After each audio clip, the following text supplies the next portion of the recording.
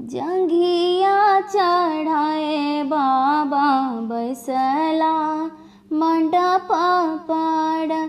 जंघिया चढ़ाए बाबा बैसला मंडप पर।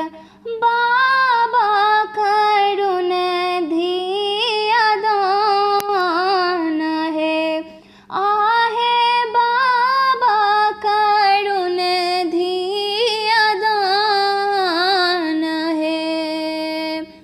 जंघिया चढ़ाए बाबा बैसला मंडप चढ़ी।